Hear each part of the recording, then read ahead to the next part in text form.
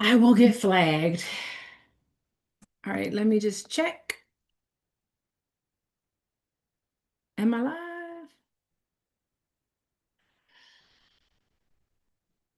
I will get flagged. Okay. Oh, wait. All right, let me just check. Okay. All right, there I go. I'm live on YouTube. Um, and I want to start today. I also want to talk about where you guys can go to get the recording. And I always have to try to find it. Let me see. The recording. Um, hmm. Oh, okay. Send. I think I just sent a message to somebody who wanted the recording. Let's see. Oh boy. Okay. Where do I send the recordings? Oh, I gotta be better. I need to have it ready from the time that we meet. But anyway, you guys coming in, be sure to talk about, has anybody ever left you? What was that feeling like? And I'm gonna try to look up the recording, the link to the recordings. Okay, let's see, where did I put it? Oh boy, I can't find it. Oh, okay. I need to be better prepared. Um, book club, input. Okay, maybe I will see it here. Mm, I don't know. Maybe I'll just get to the book because that's what I really want. I really want to do is get to the book today. Oh, here we go. All right. So here it is. You can access the recordings. Let me go back into Zoom and put it in here for everybody. If you're interested in the recordings, hopefully people can hear me talking. Your wife, my wife left me earlier this year while me and my daughter were out of town. I'm so sorry about that, Sherelle. That is awful. Oh, yeah, the new book. Yes. Well, you know what? We're going to finish this book today, but there's like an epilogue. So we'll be meeting next week and I'm going to read through the epilogue. So I will make an announcement next week. I'm still narrowing it down. I just don't know. I'm narrowing it down. Well, I'm sorry, Sherelle, about losing someone. Boys to Men.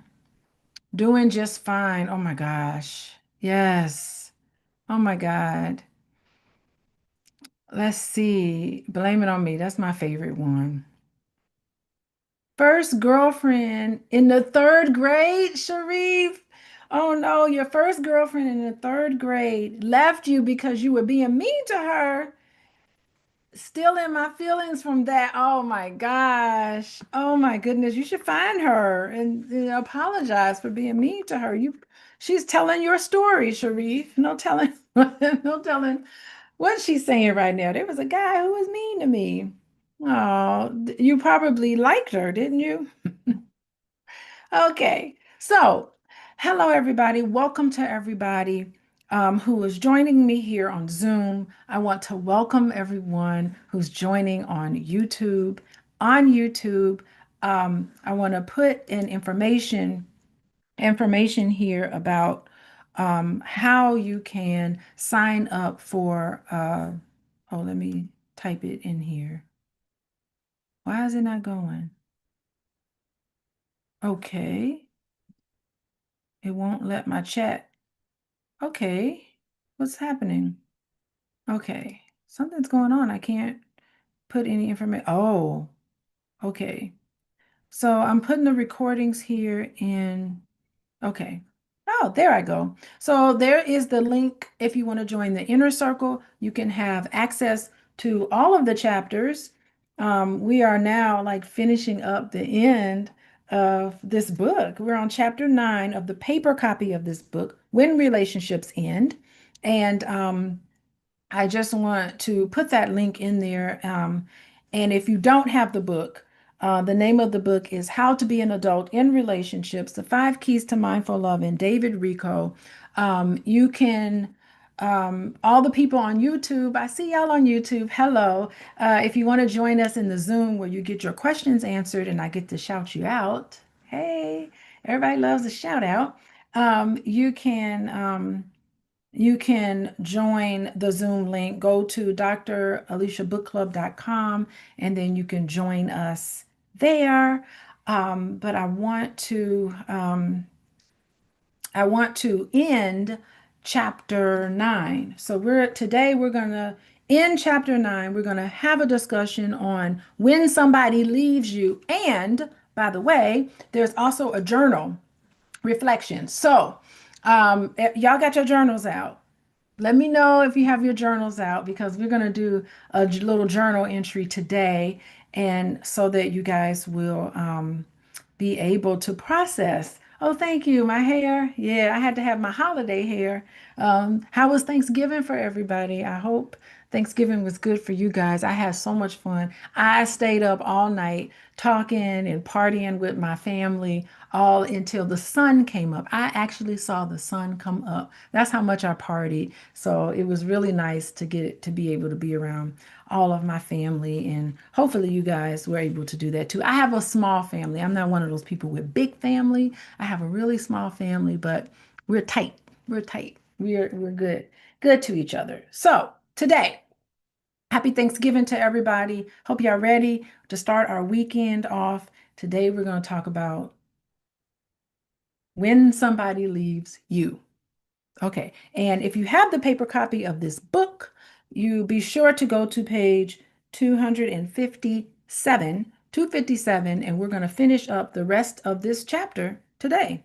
And then there's a bunch of pages in the paper copy about epilogue, and that's what we will cover until the end of the year. So January, we will start our new book, and I'll make the announcement next week so that we'll have enough time to get into the book.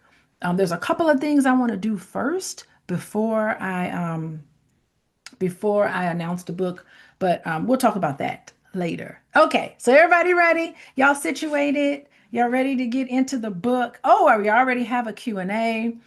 Oh, yes. Someone asked about the recordings. I'll put my answer in here about how to get the recordings. That is where you go to get the recordings. Let me send it to you about where to go to get the recordings. I've answered that question. So if you have a question about your relationship, you can type it in anonymously if something comes up for you, if some situation happens. Any of you guys who got advice from me last couple of times that we've met, give us an update on how things went for you.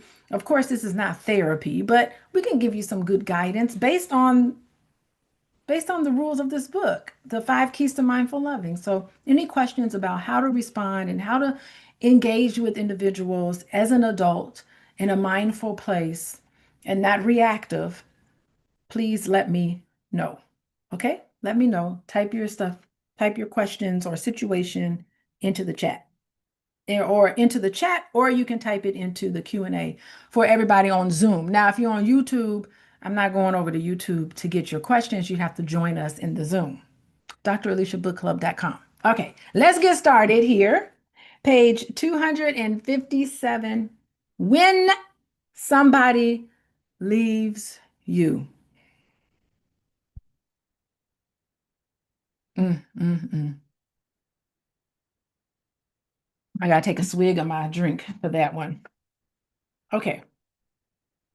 When somebody leaves you.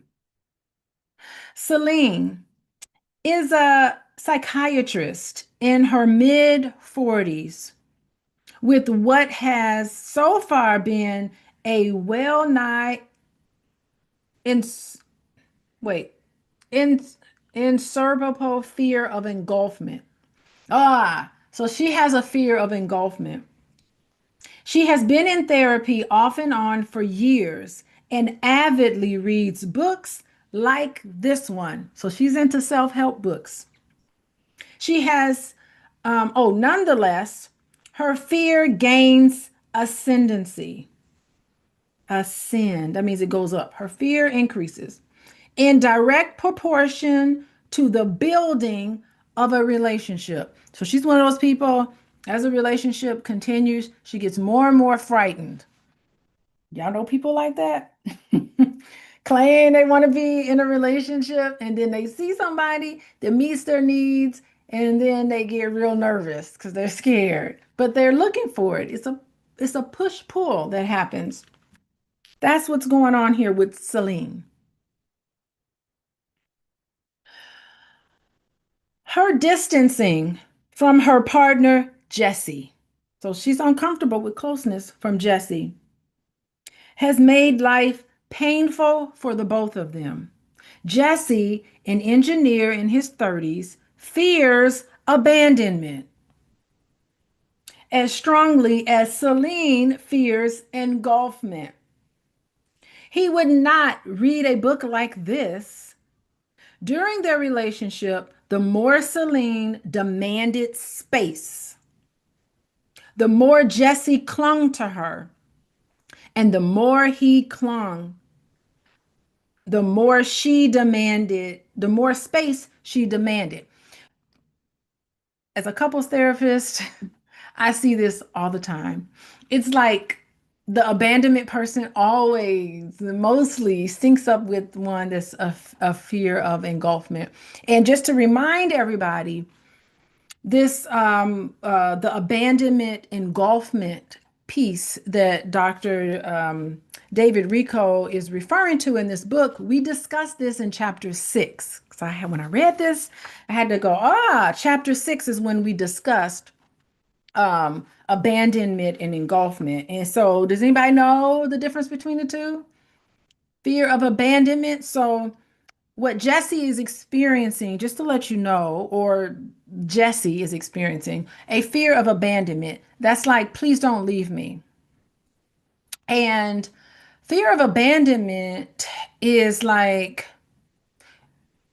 it comes from like if you feel as if somebody leaves, you're just going to fall apart emotionally. You're like, how can I go on without this person? If you ever felt that way, then maybe there's some issues with fearing being abandoned. So there's this theme where I'm not safe on my own. I need you here for me in order for me to be okay. So what happens is that you kind of ask or demand, stay with me. These kind of people, do y'all know people like this who like is kind of needy in a relationship? They want to know, how come you didn't answer my text messages fast enough?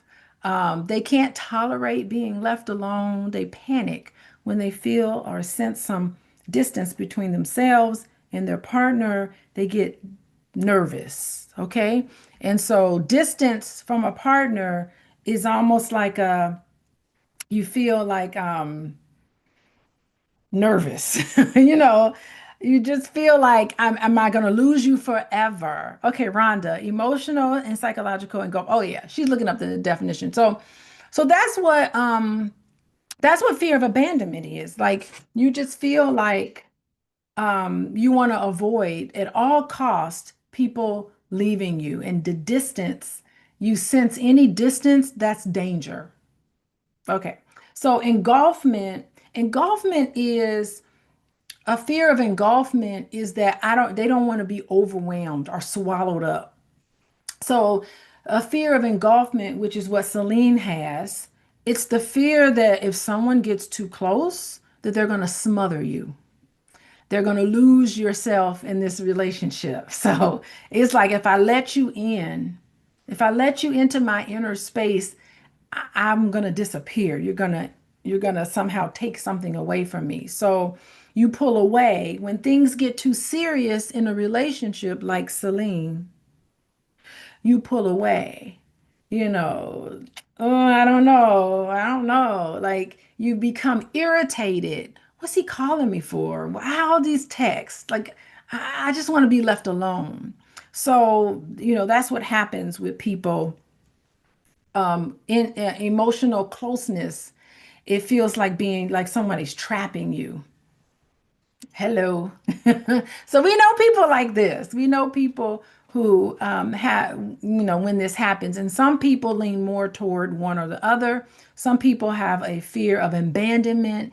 And I find in my practice that people who have a fear of abandonment, they tend to chase people. Like, come talk to me. They reach out. They're more likely to reach out first. They're more likely to send a text message, to call someone first. A fear of engulfment is almost like the distancer. And so these two people tend to get away. Um, uh, I don't know. So I just wanted to just give you a little bit of overview of abandonment and engulfment, and underneath a lot of that is insecurities. We discussed this in chapter 6, so you know where to go if you want to, if some of this resonates with you and you really want to dig into this a little further. You can get the recordings, go to chapter 6, and be sure that you'll be able to learn about that more. Okay, so that's what's the dynamic between Celine and Jesse here. Celine has a fear of engulfment. She's the one that's pushing Jesse away, and Jesse has a fear of abandonment, and he's going to want more or come across to her like he's demanding more and more of her time. You can be both, Keisha. Yeah, you can be both. You can kind of like come and talk to me, come and be with me. And then as soon as somebody gets close, you get nervous and you push them away. That can be very disorienting and sometimes confusing for people who are both. So yeah, in chapter 6, we talk all about how you can actually be a little bit of both. So Keisha's noticing a pattern here. She must know somebody who's a little bit of both. Okay, let's move on. After 5 years together, Jesse told Celine he had been involved with someone else for a while and he was leaving Celine. Okay, let me just say in my practice, that's what happens. So sometimes, like, if you're in a relationship with someone and you feel like you're doing all the work, you feel like you're the one initiating, oh, let's go out to eat. Why am I the only person initiating? Like, I'm tired of this. You're the one sending text messages in the morning, and that person is kind of not really responding. You're the one reaching out to make plans. It just feels one-sided. So that's pretty typical in these types of relationships. The person who has the fear of abandonment eventually gets tired. It's like, I'm tired of chasing somebody. Clearly, that person doesn't want to be with me. I'm going to be with somebody else that can handle my love. So that's what happens. The chaser tends to get exhausted and just cuts themselves off. And usually that's when they find somebody else. They're like, I'm tired of chasing people around. I'm tired of you rejecting me. Rejection is a terrible feeling. So this is pretty typical in relationships. And hopefully I like to, when I work with couples, I like to kind of get to the core of some of these insecurities before it destroys the relationship. Okay. So Jesse, he's like, I'm tired of chasing you. Clearly, we don't want the same thing in a relationship. So I found somebody else. I'm leaving. Their relationship had not worked for either one of them for a long time. Neither one had been a source of nurturance to the other, and neither could share feelings with the other. Celine had actually wanted a break. So she wanted to get done with the relationship. She wanted a little bit of a break. But now she suddenly wanted the relationship more than ever. Keisha, have you ever done that? As soon as somebody's like, okay, fine, I ain't chasing you no more. I'm done. And then all of a sudden you're like, okay, I kind of like this person again. I don't know. Let me know if that sounds like you or somebody you know. Doesn't have to sound like you. Okay, so she wanted him back more than ever. Jesse's name became 1,000 times more dear to her since it became associated with her own abandonment. Her fear of engulfment became an intolerance of abandonment. So that's what's interesting. Underneath the fear of abandonment is actually No, underneath the fear of engulfment, it's really abandonment. So it's like, why are you afraid of bringing somebody close to you intimately? Because part of that is that if I open up and I show you who and what I really am, are you still going to want to be with me? Or are you going to say, oh, I see Keisha now. I don't like her no more. And so I'm going to abandon her. So you realize that the fear of engulfment is really a protective factor. You're trying to protect yourself from, okay, if this person sees who and what I really am, maybe they don't want me anymore. So there's a rejection there. Yes, rejection is awful. It's a terrible feeling. Thank you, Rhonda. So that's what's going on with Celine here in this scenario. Celine had wanted a break, but now she suddenly wanted the relationship more than ever. Jesse's name became associated 1,000 times more dear to her once it had become associated with abandonment. Her fear of engulfment became an intolerance of abandonment. Celine has been in therapy now for 5 months. Yes, Rhonda, the therapy helps. And here are some selections from the journal she is keeping. Journals. Some concerns Jesse, and some are addressed to him, but none have been sent to him because Celine knows these writings are clearly about her.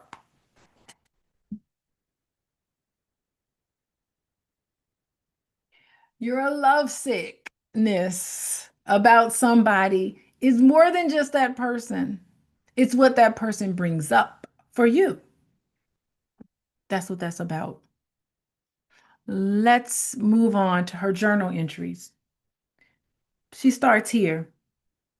Jesse is no longer only Jesse, but also the movie star of my inner drama. So she's recognizing that this sudden shift in her, it used to be fear of engulfment, has now moved to a fear of the intolerance of abandonment.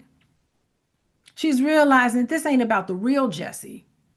This is about this movie star Jesse, this image in her head. He's the latest man I came to, starving and desperate for a nurturance he proved over and over that he could not give me. Over and over. Okay, I think we need to break this down before we move on. Okay, so what they're saying is that Jesse is no longer Jesse, but the movie star of my inner drama. So Jessie is not a regular person to her anymore. She is now casting Jessie into a role in her inner movie.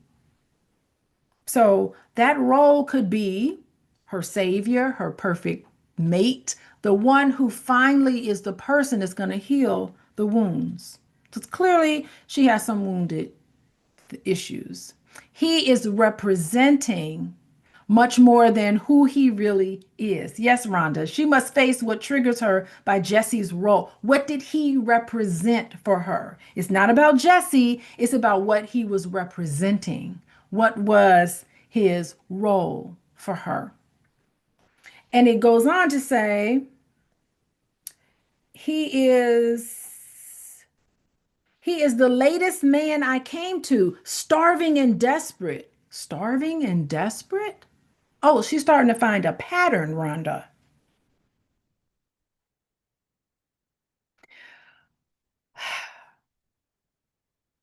So she is coming into a relationship starving and desperate. What does that mean? That means that she's coming into the relationship with a deep unmet needs, like an emotional hunger from later in life, child neglect, lack of affection younger, feeling unseen as a child, whatever it is, she's starving for love, she's starving for security and for reassurance. That is what she's starving for. The latest man I came to, starving and desperate. These are patterns. For a nurturance, he proved over and over that he could not give me. So, what is this saying? His behavior clearly indicates that he cannot meet her needs. He can't fill her up. She keeps hoping that he can because she's attached, not to him, but sometimes we are attached to this movie role, the fantasy of what that person can give you. But that person can never give you the fantasy. Like, I can't read your mind. I don't know what you want from me. I can't possibly fulfill this role of the perfect person because I'm flawed. Okay? So she's writing this journal not to Jesse, but to what Jesse represents. So here's the thing, like you pick a person that you get into a relationship and you give them this role in their inner drama. And this is what therapists we call this projection. What are you projecting onto this person? This, you don't even see who the person actually is because you're projecting based on this old hunger inside of you, and you're asking this person to feed it. And if they don't feed it, you get mad and push them away. And what happens is that they can never fully give you what you don't have. So what happens? We stay loyal to this fantasy about the person. So Jessie is not a human being. Jessie is the star of her inner movie, and she's starving. So it's really about what in her past that's making her starve. Y'all got it? We set up the role. She must face what in, yes, we y'all got it. Okay. So I'm going to read on. At what point should they have the defining conversation before engulfment shows up? At what point should they have the define? I don't think people are aware that they have this fear of engulfment. People don't walk around thinking that way. Most people never ever really get this, Rhonda. I mean, we gonna get it today, but a lot of people don't ever get like what's actually happening, what's going on. A lot of people don't actually understand this. So before we move on, I just want to remind everybody that's where you can go to join the inner circle. And there's some discount codes there for you if you want to go back and you want to go over our discussion of chapter 6. Some of y'all don't need to join the inner circle because y'all been with us or just about every week. Y'all been with us. So, okay. All right. So let's move on here.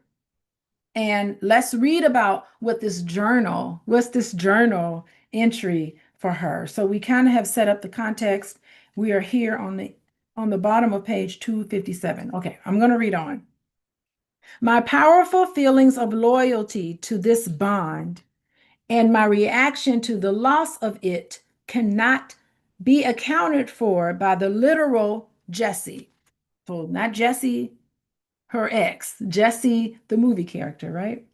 My actual relationship with Jessie was hurtful, and I know it was for the best that it was broken off.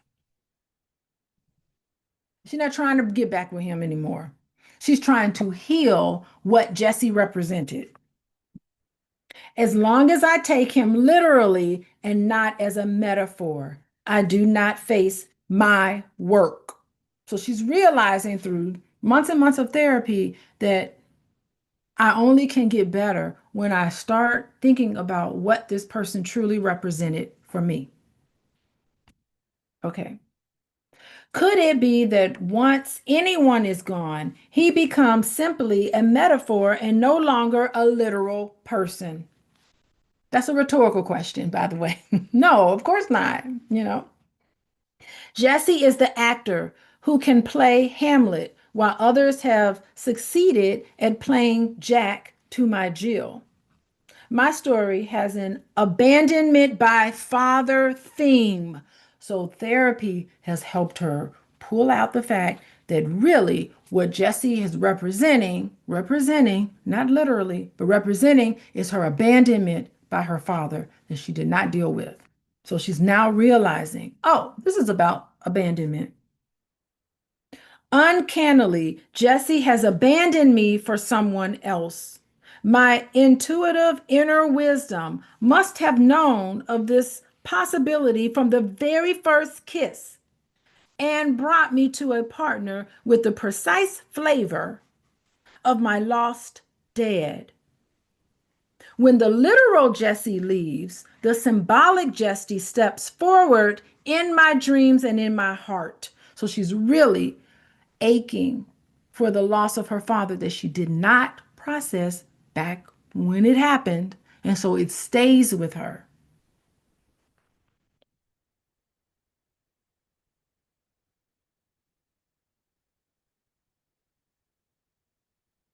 My intuitive inner wisdom must have known of this possibility from the very first kiss and brought me a partner with the precise flavor of my lost dad. When the literal Jesse leaves, the symbolic Jesse steps forward in my dreams and in my heart. I failed to realize the difference.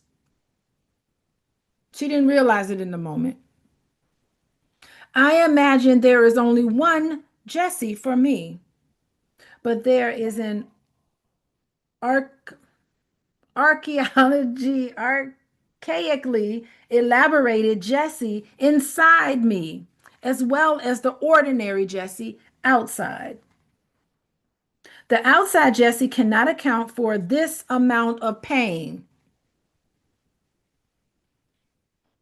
The loss is the loss of the illustration illusion of him as the one in whom I finally found the love I was seeking all my life.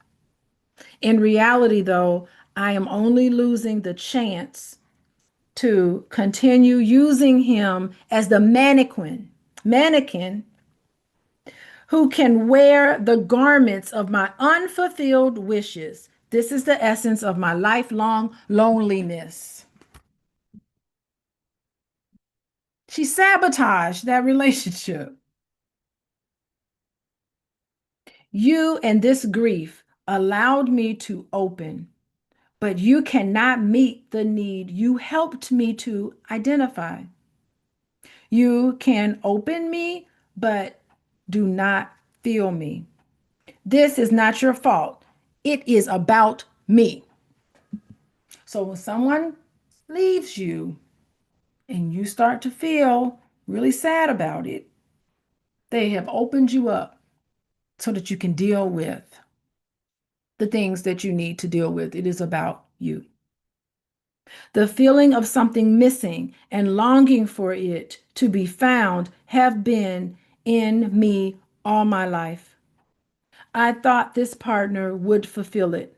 My work is to heal it myself and eventually find someone to join me in that enterprise. Eventually, you have to fill it up yourself and then find somebody. Now that this partner is gone, I generate the illusion that all would be well if only he were here. It's an illusion. Because just think if they got back, if she got back with the actual Jesse, what do you think will happen? She's going to be having that fear of engulfment. It's going to start back up again. The dynamic is going to play up again. Guarantee you it will. I generate the illusion that I would be well if only he were here. This is probably because he stumbled upon the sealed door in my psyche. And now I associate him with fulfillment since the relationship with him was a significant one. Actually, he was not the important person, but the important trigger. Now he has the important image of the triggering. How can I so easily forget that I was not safe from loneliness, even with him? I enlisted him to defend me against my own feelings and to rescue me from ever falling into the ancient void of my childhood? None, of course. He appears automatically in my mind whenever I feel desolate and alone. When I feel scared, I invest him with heroic powers rather than deputize myself to be the hero in my own story. Why give your power away to somebody else to do something that you can do for yourself? He don't want to be the deputy. I shot the sheriff, but I didn't shoot the deputy. That's give that song another meaning. Okay. Um, I have to dismiss him and face the battle alone as an adult. The Jesse I lost is everyone I ever loved and lost. He represents that to her. I was never really loving only him. My net was cast much more broadly. I wanted all the love I ever missed. He offered the chance of that. He made all my hope and need to be loved seem fulfillable at last. When it was clear that he could not deliver, I projected the rest onto him, rooting him even more firmly in my life. The hopes and fears of all the years are met in the night, in thee tonight. I just heard this line from the Christmas Carol in my head. Now I see I have known this concept since early in my childhood. Childhood stories. Think about childhood stories. What's the first thing they do? They, what's the first thing Disney does? Those Disney stories, the very first thing they do is they get rid of the mama because it's a hero's journey. They know it's a necessary process that you have to leave from a comfort.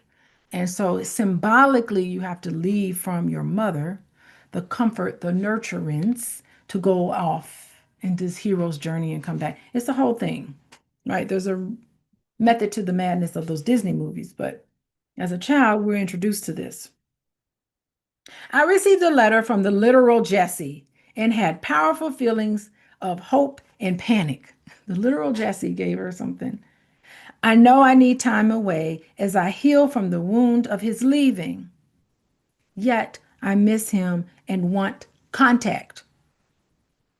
I imagine I am missing only the physical Jessie, whom I am better off without. So she has come to realize she was better off without him. So it's a lot. You have to kind of make a list of all the things that you did not like about this person. Because we have amnesia, we tend to forget all the things about an old relationship that were awful. We forget and we hold on. Sometimes we hold on to the positive things. Okay.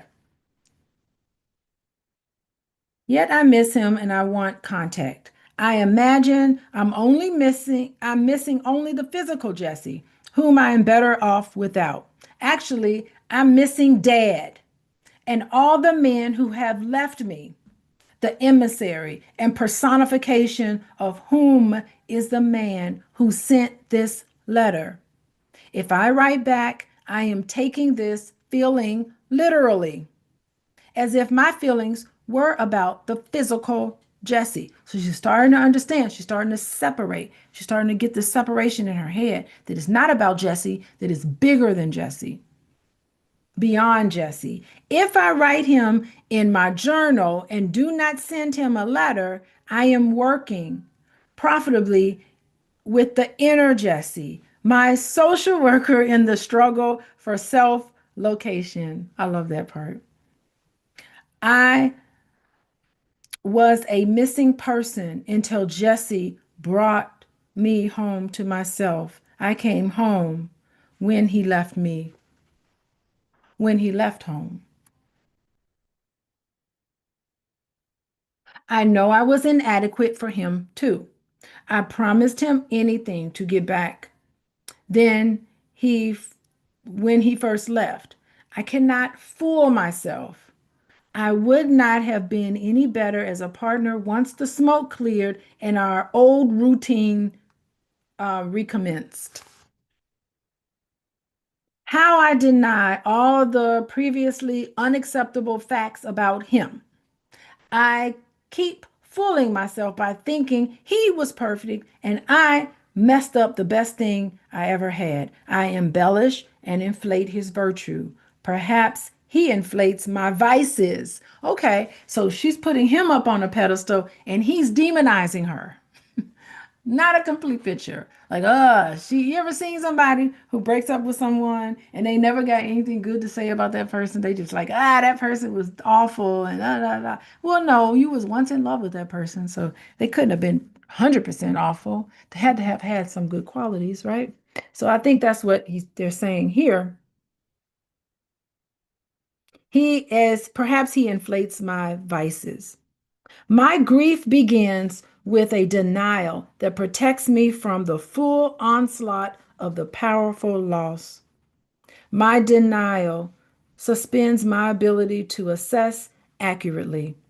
I then magnify, distort, a lot of distortions happen in this part, and embellish the value of what I have lost.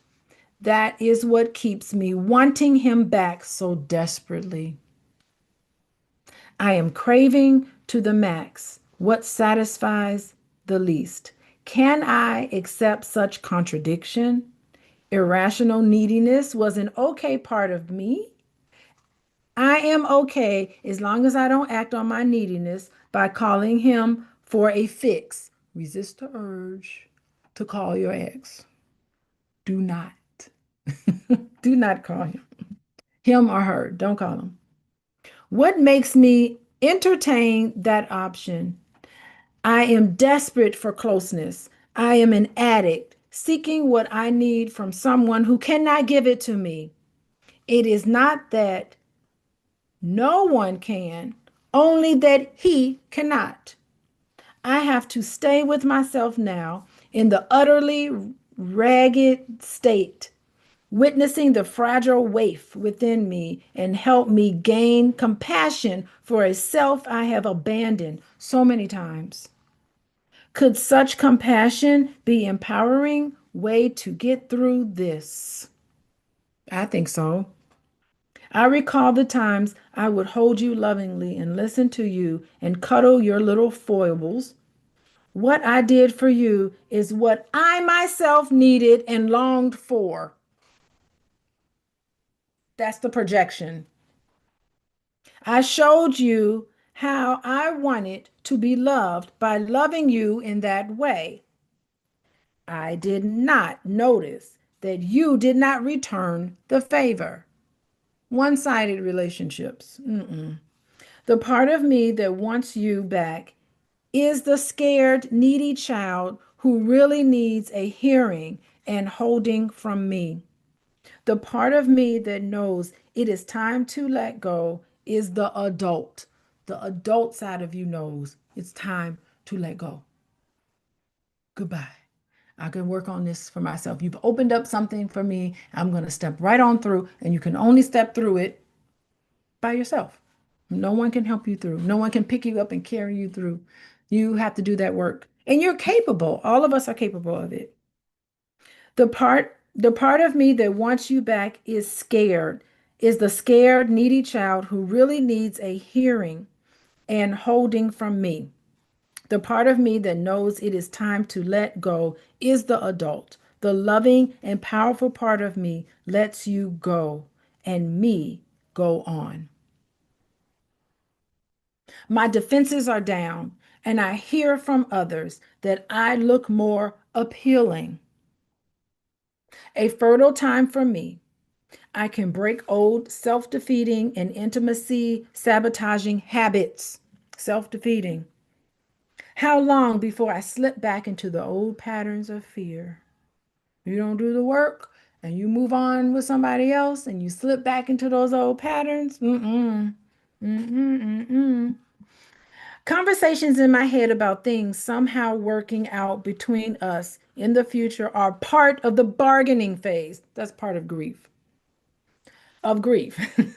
They also seem to help me get some semblance of my power back.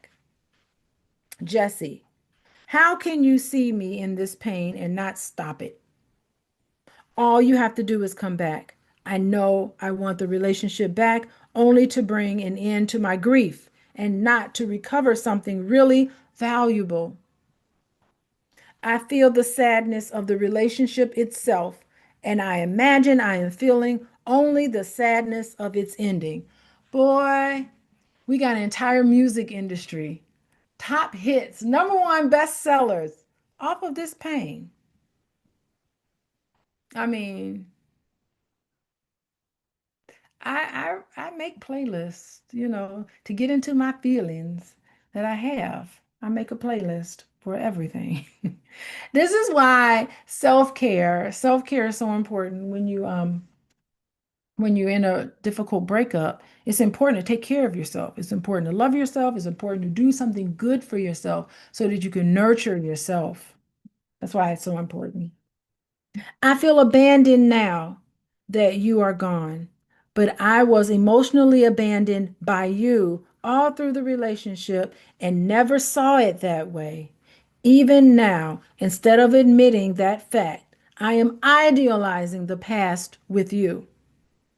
Not that you are to blame. This is all about me and the fierceness with which I hold on to illusions. You are perfect as you are, Jesse, flaws and all, right? I see through my magical belief in words, letters or words to you to manipulate a response won't be answered or work now. It is as if I am calling someone whose line is busy and he talks to someone else. Jesse's moved on. Jesse's like, I'm tired of chasing you. Jesse's moved on. Jesse's chasing somebody else, probably. But that's his thing to get to deal with. I can no longer fool myself. I know my need to contact you is not purely to see you and hear your voice, but rather to convince and manipulate you. My ego wants to win. What chapter was ego? All of y'all, if you want to get recordings and you want to hear about ego, let me see. We did a whole big chapter on the ego. The ego was chapter 7. So let me put it in the chat.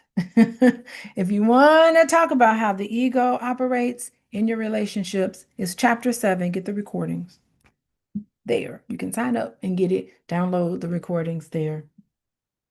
Okay. My ego wants to win. And that is why I have to stay away because she's starting to realize it's just the ego.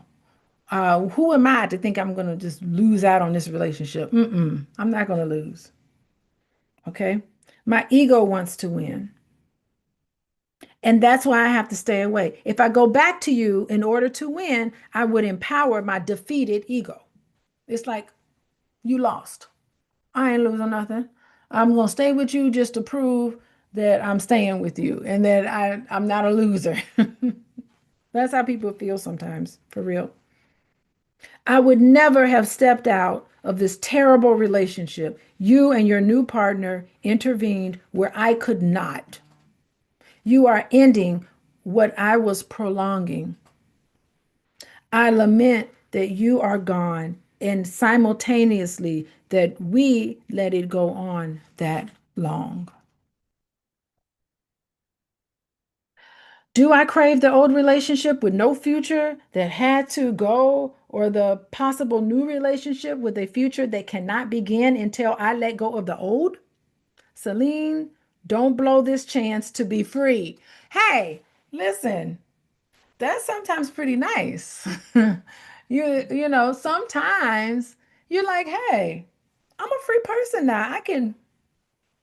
What? I could be free. I could come and go. I can do whatever I want. I don't have to answer to nobody. I'm actually free. Hey, I'm actually free. Hey. So being free, that's a cool thing sometimes about ending a relationship. You can free to do whatever. I feel like a child lamenting that my longtime friend is now playing with someone new and not me. This loss hits me right in the little rejected kid level of my psyche.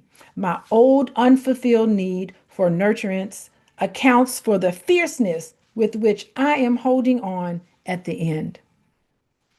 Sex was the best catalyst for my self delusion. Y'all, don't you let that stuff clutter your brain. Sex is not a reliable indicator of a good relationship because it can be great even when we are utterly mismatched. Yes, it can, as in our case. None of this is your fault, Jesse. Mm-mm.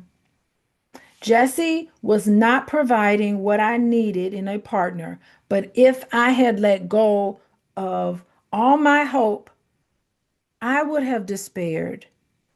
So I held on. Even now, he has all the divinity and the aura of love's longing and stands as an idol, no matter how sure my mind is that he is only a plaster saint. He ain't a real saint. Plaster. When these two images finally separate, I bid to be loved.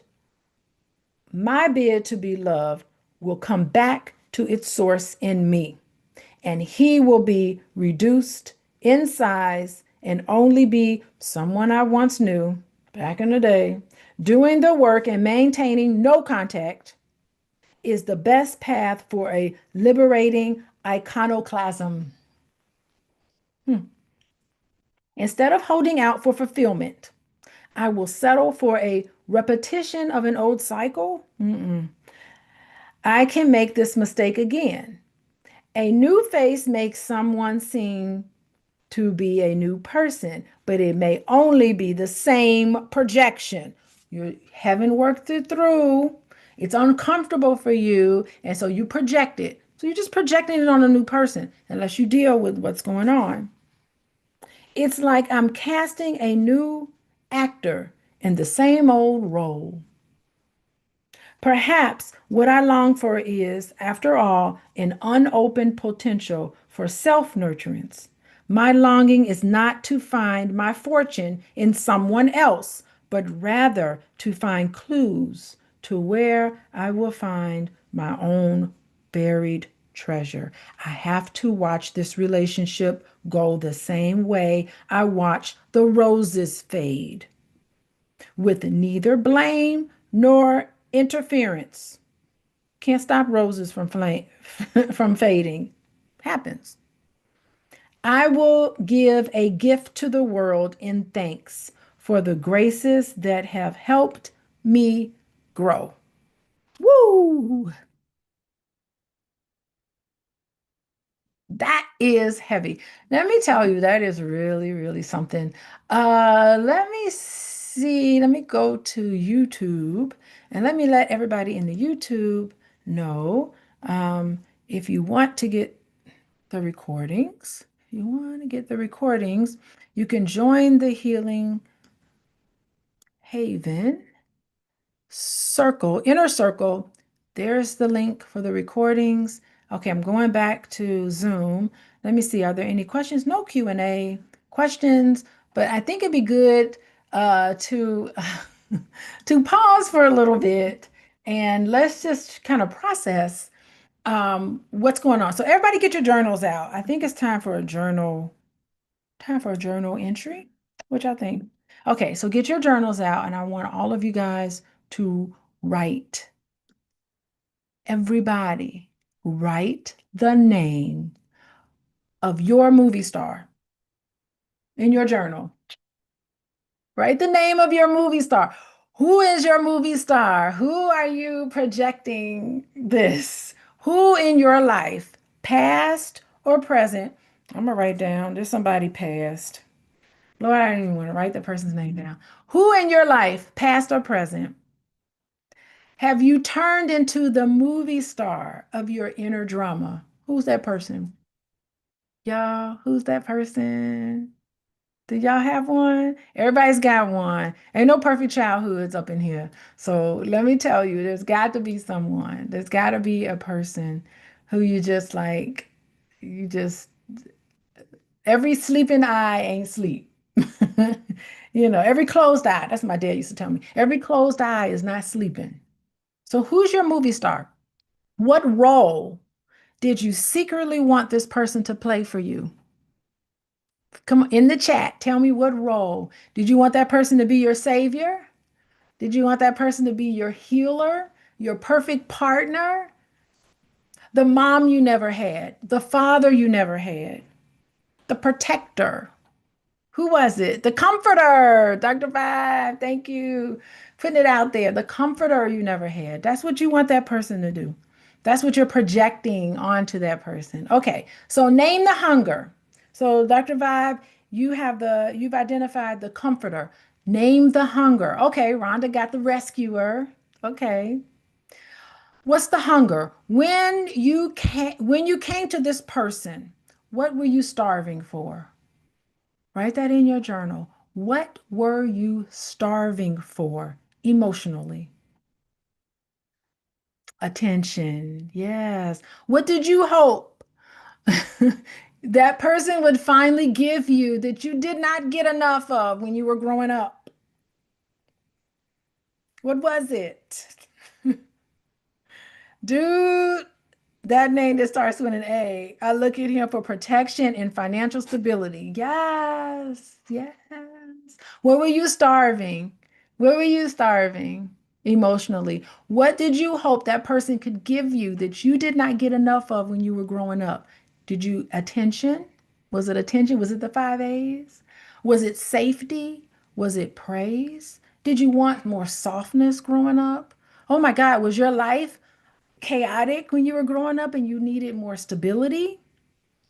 Did you want someone to be with you and never leave you? What did you want?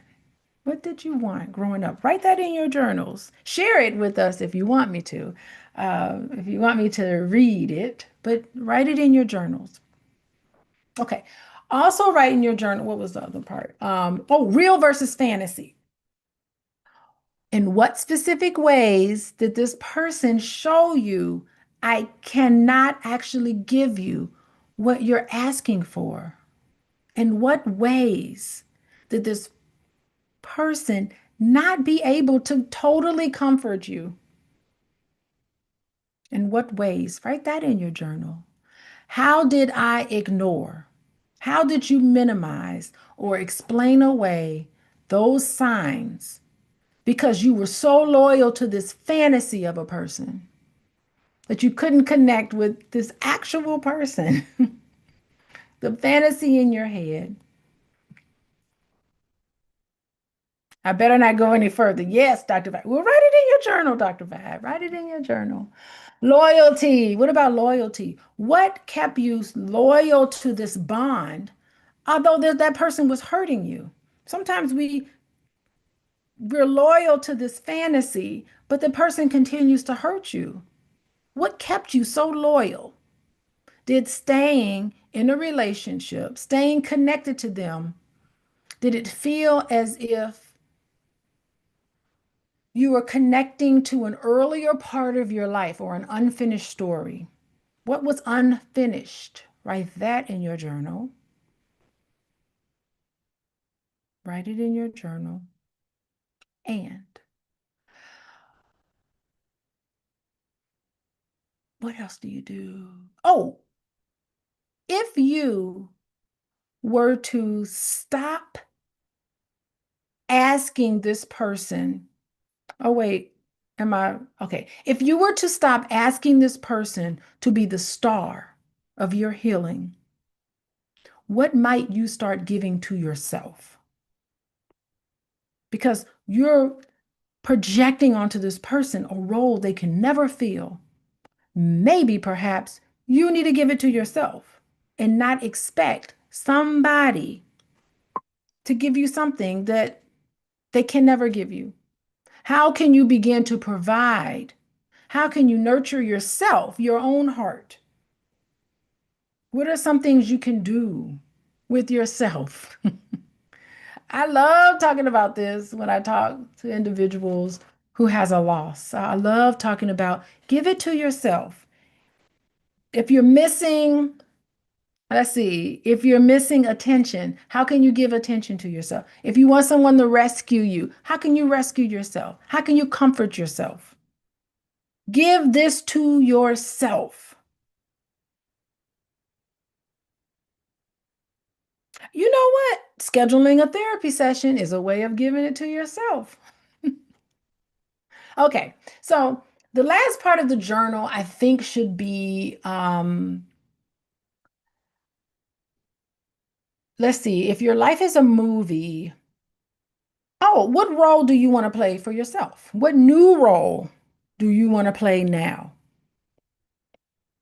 What would it look like if you were the director of caring of your own life? You are giving caring to somebody else, but you need to satisfy that within yourself. If you were to cast yourself as the rescuer, what would that be? Yes, I love massages, self-care, all of that. Give yourself because you're putting too much on your partner. They can't handle all of that.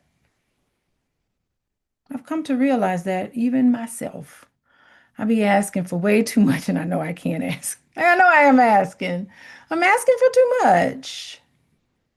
Y'all got it? So be sure to write this in your journals. Let me go through them again.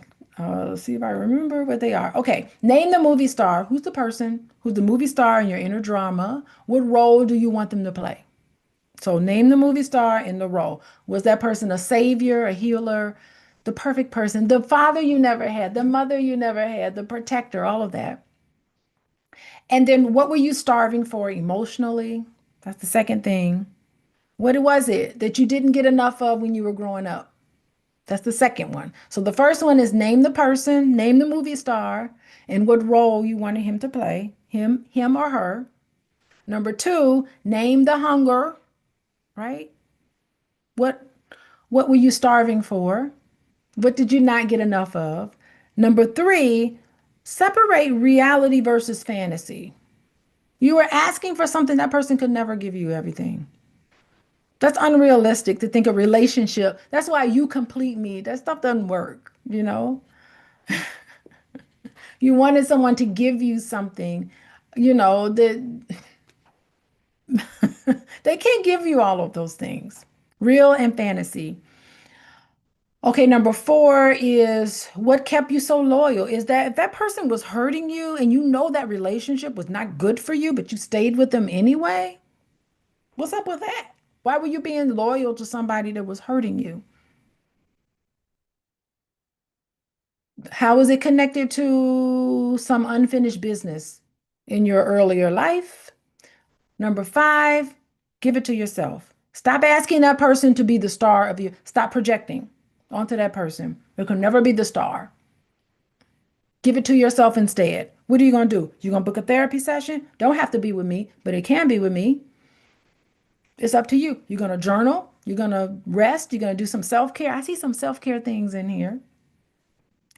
And then last but not least, cast yourself in that possession. What new role are you going to play for yourself?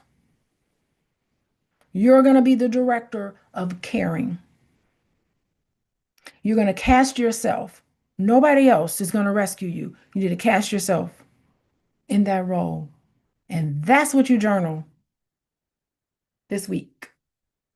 Be your own. That's right. Ain't nobody saving you. A whole person. A whole person. Okay. I think I just want to remind everybody if this resonates with you, don't feel shame, okay? I'm in the boat with you. I'm flawed. I'm flawed like all of you all.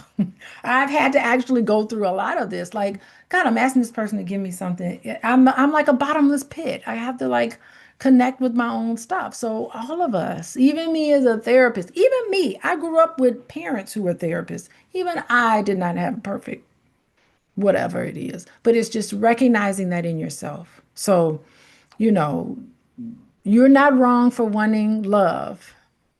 The bestest of a best friend is yourself. Yes, Michael. Come on, Michael. How you doing? That's so true. Michael stepped in the chat. The best is of a best friend is the best friend you can be to yourself. Yes. The healing. Notice when you've been looking for it. Turn. Okay, so let's continue with the Ooh, we're almost at the top of the hour. Okay, let's continue with the last paragraph. There's one more paragraph here. Okay. Why did I choose the name Celine in this example? Oh, he is really tricking us today. In Greek mythology, Selene is a moon goddess, a lady of phases. In this book, we have journeyed together through the phases of relating, from the new moon of early life to the full moon of adult commitment. I am hoping that you, my cherished readers, will greet each phase of your relationships with skillful love and loving enthusiasm. May you stay long enough to see many cycles, and may you never look too long at an eclipse. He's trying to like protect yourself. I don't know. I didn't even recognize Celine is the moon goddess. Yeah, it's like I don't know. I kind of look at it a little different. So he's talking about the phases, like you become an adult and you journey together. I see it more so like the phases of a relationship. So I see it more like you know how relationships sometimes go up and down and up and down, the wax and wanes, things come and things go. That's how I see Selene as the moon goddess. Just the whole thing about tides. Tides come in and it comes out. It's the ebb and flow of a relationship, the ups and downs of a relationship, the waxing, the waning, the it disappears and then we have a new moon, and it's all of these cycles that happen that's normal in a relationship. And the moon, it reflects the light from the sun. That's another thing. The moon reflects light from the sun. So this is also important about what you are reflecting. I don't know, the new moon, the new moon to me. Yes, like layers of an onion. Absolutely, Rhonda. Like the new moon is like the newness of a relationship. The new moon, you're just starting out. You got a crush. I don't know. It's like the excitement that you feel. That's the newness of a relationship, the new moon. The waxing phase. It's like you're starting to have more of intimacy, learning from your mistakes. You get hurt, you heal, you apologize, you make up. You're like, oh, are we having our first argument?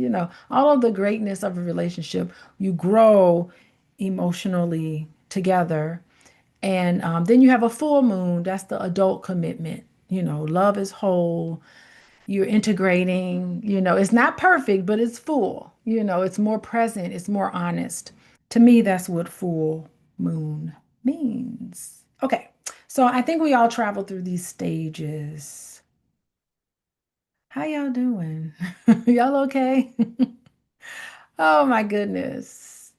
Yes, I love the moon. Me too. I'm not, I had a bunch of students one year in yeah, I teach at a Catholic Franciscan university, and I had a bunch of students who were they were Wiccan, and I used to talk to them about Wiccan and all of that, and I ain't gonna be no Wiccan, nothing like that. But they used to talk about the moon all the time. It would be really interesting. So I don't know. I think eclipses. What did he mean by eclipse? Like to eclipse? I think eclipses. What did he say about eclipse? Hold on. May you stay long enough to see many cycles, and may you never look too long at an eclipse. So I think like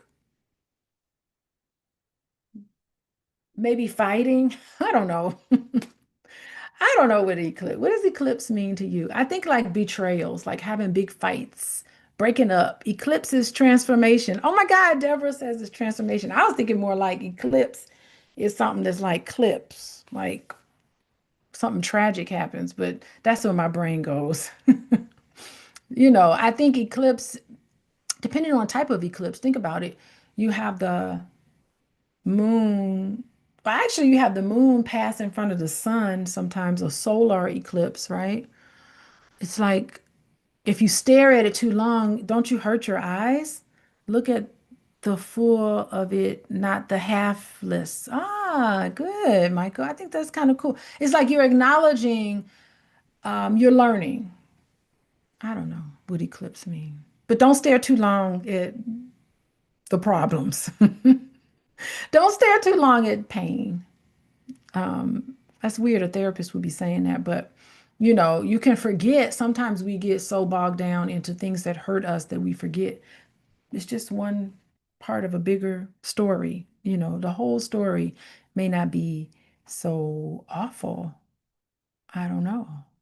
Listen to your sad breakup songs, but don't stay there. The darkness is important. Anyway, transparency, interesting. Yeah, yeah. What's your relationship with the eclipse? So this is good. We finished the book. Look at that. But there is an epilogue and there's a bunch of pages. So I think we're going to finish out the year and just go through the epilogue. We're going to talk about, so I'll be back next week. I'm going to go through the first epilogue and then I'm going to talk about the steps to shifts of mindful grief. I'm gonna talk about this and I'm gonna talk about allowing ourselves to feel. We're gonna talk. Looks like he has another book coming out, and he did ask me when I spoke to him, he did ask about coming back on and talking about his book. So maybe that'll be something that we do. Maybe that'll be something that we do. But we have like gone through this whole book. I am so excited. Anyway, next week I'm gonna announce our new book. And next week we're gonna go through the epilogue. And but we finished the book. We did it. How long did it take us? I don't know. I'm gonna ask my assistant how many sessions we've done. Because we only get through a couple of pages every time we meet. Anyway, well, anybody want the complete book? Here it is. Um, there's the link for people to get it. Let me go onto YouTube and see if there's anybody on YouTube interested. Here is the link for those on YouTube. Lord, YouTube is tripping. Here is the link. Um, here's the link for YouTube to get it. I see y'all on YouTube. Yes, yes, yes. I see you guys on YouTube. Anyway, it is almost the top of the hour. We got to go to bed because we got to go to work tomorrow. At least I do. I got a busy day tomorrow, and I will see y'all next week. Let me see what's going on. Oh, we're in December, December 7th. I will be right here in this spot, right here. And a book club for men. Well, wait a minute. My husband has a book club. He has one. So maybe y'all can his book club, Dr. Boyce's book club is on Wednesday night, I want to say. He's got one Wednesday night, but he ain't talking about therapy. He won't be talking about therapy. He'll be talking about his expertise. And he has a great book club. I've actually listened to a lot of his book club sessions. I think they're really pretty awesome. So anyway, thank you everybody for joining. I'm Dr. Alicia. Oh, and by the way, if you want to work with me as your self-care, let me put my website in here. Coachingwithdralicia.com is not free. I'm gonna tell you that right now. That's not free. But what is free is Dr. Alicia Book Club dot dot dot com. That is free. So the book club is free. I can't have everything to be free. So let me drop that into I'm gonna drop that into YouTube. There is YouTube. So YouTube, there's my website, coachingwithdralicia.com. Oh, it went through kind of junky. With coachingdralicia.com, you can fill out my intake there if you want to meet with me, but it's not free. But Dr. Alicia Book Club is free. How about that? So we have free and not so free. So you'll have that there. And I just want to say thank you, everybody. Thanks for coming on here. Y'all are showing up. Anyway, I will see y'all next week. Bye, everybody.